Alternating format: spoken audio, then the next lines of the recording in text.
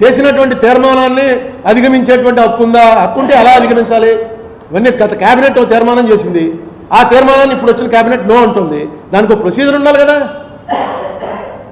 ఆ ప్రొసీజర్ ఏమన్నా ఫాలో అయ్యారా? ఆ కేబినెట్లో మళ్ళీ చంద్రబాబు నాయుడు గారు మంత్రులు కూడా ఉన్నారు. ఆ వేళ తీసుకున్నప్పుడు పోనీ వీళ్ళు ఏమన్నా డిసెంట్ రాశారా? అసలు అర్థం ఏంటంటే పోలవరం అనేది స్టేట్కి ఇచ్చేశారన్నది ఎక్కడైనా కాగితం మీద ఉందా? రైట్ టు ఇన్ఫర్మేషన్ కూడా పంపట్లేదు వాళ్ళు. మనం చిన్న తాపీ మేస్త్రిని తీసుకొచ్చి గోడ రిపేర్ చేయాలంటే చేబులోంచి అంత బుక్ తీస్తాడు. బుక్ తీసి ఆ బుక్లో రాయండి అంటాడు. మొన్నే రాయమంటాడు. 500 ఇచ్చామని రాయండి అని ఆ బుక్ జేబులో పెట్టుకుంటాడు. ఎందుకంటే రాతలో ఉంటే లేకపోతే ఎప్పుడే నీకు 1000 రూపాయలు ఇచ్చాను కదా అంటే టక్కని బుక్ తీసి ఇదిగోండి బాబు 500 ఇచ్చారు చూసుకోండి, డేట్ కూడా రాశారు, మీరే రాశారు అంటాడు. పోలవరం కదేం లేదు. పోలవరంకి కేంద్రానికి రాష్ట్రానికి మధ్య కాగితం లేదు, లేదు. వాళ్ళేమో వీళ్ళు అడిగారట, వాళ్ళు ఇచ్చారట. ఈయనేమో నేను అడగలేదు అంటాడు. వాళ్ళేమో అడిగితేనే ఇచ్చామంటారు. దానికి కూడా ఏమీ లేదు. కేంద్రం కట్టి మనకు అప్పచెప్పవలసింది. జగన్మోహన్ రెడ్డి గారు ఏం చెప్పాడు? అసలు మనం ఎందుకు తీసుకోవాలి? కేంద్రమే కట్టి అప్పచెప్పాలి, వాళ్ళకే ఇచ్చేద్దాం, మనం కమిషన్ల కోసం కాకపోతే మనకెందుకు ఇది అని చెప్పాడు ముఖ్యమంత్రి అవ్వకముందు. ముఖ్యమంత్రి అయ్యాడు, మళ్ళీ ఈయన ఎందుకు తీసుకున్నాడు? ఇవన్నీ ఎవరికి అర్థం కాని ప్రశ్న, బేతాళ ప్రశ్నలు అనమాట. ఆ ప్రశ్న అలా వేస్తూనే ఉంటాం, సమాధానం వస్తుంది, మళ్ళీ చెట్టు ఎక్కేస్తాడు, మళ్ళీ వెళ్ళి మళ్ళీ శవం తీసుకుని బయలుదేరాలి. 10 ఏళ్ళ నుంచి అదే పని చేస్తున్నాం. ఈ రాజమండ్రిలోకి మనం మిగిలాం, ఎవరికి ఏం పట్ల మనం మిగిలాం. ఇంకా ఇది అని చెప్తే వస్తారో రారో అని సీక్రెట్గా కొట్టాం.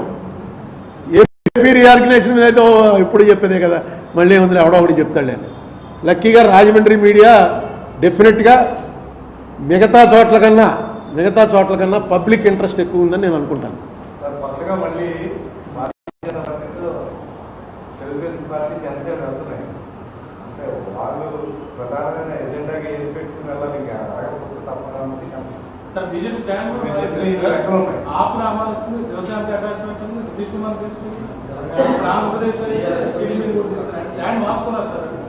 ఎవరు బీజేపీ వాళ్ళ?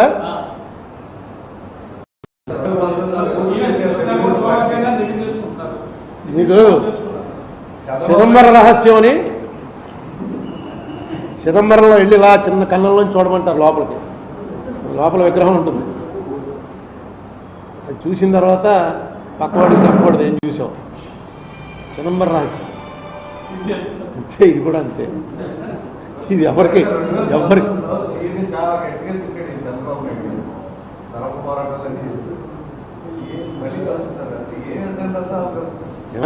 ఎలక్షన్స్ అనేది ఒకటే గోల్ ఏంటంటే ఎలా నెగ్గుతాం, నెగ్గడానికి ఎవరితో కలవాలి.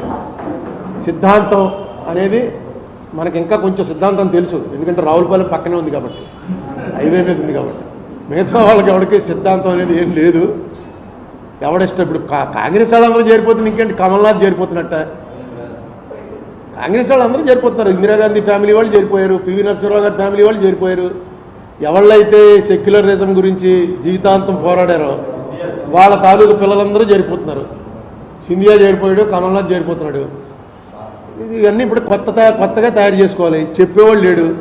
అసలు ఏంటి సెక్యులరిజం అన్నది ఎవరికి అర్థం అవ్వట్లేదు. అది చెప్పగలగడానికి రావాలి. ఆ వచ్చే మనుషులు ఎవడో మాట్లాడట్లేదు, భయపడిపోయారు. కాంగ్రెస్లో మిగిలిన వాళ్ళే చెప్తున్నారు. వాళ్ళకు కూడా కోచింగ్ క్లాసులు టీచింగ్ క్లాసులు ఏముండవు.